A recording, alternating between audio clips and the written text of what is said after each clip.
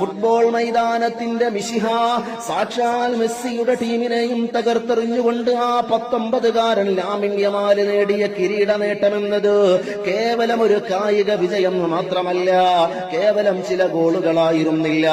പാർശ്വവൽക്കരിക്കപ്പെട്ടവരുടെയും വേരുകൾ അറുക്കപ്പെട്ടവരുടെയും അടിച്ചമർത്തപ്പെട്ടവരുടെയും വിമോചനത്തിന്റെ മനോഹരമായൊരു കവിത കൂടിയത്രേ.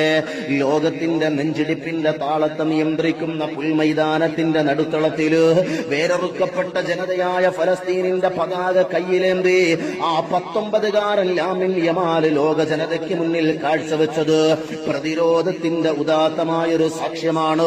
അടിച്ചമർത്തലുകൾക്കും വംശീയതയ്ക്കുമെതിരെ മഹ്മൂദ് ദർവിഷിനെ പോലെയുള്ള എഴുത്തുകാർ സാഹിത്യത്തിൽ പേന കൊണ്ട് ചെയ്ത അതേ ധീരമായ വിപ്ലവത്തെയാണ് ലാമിൻ യമാൽ തന്റെ കാൽപാദങ്ങൾ കൊണ്ട് അടയാളപ്പെടുത്തുന്നത്. മർദിത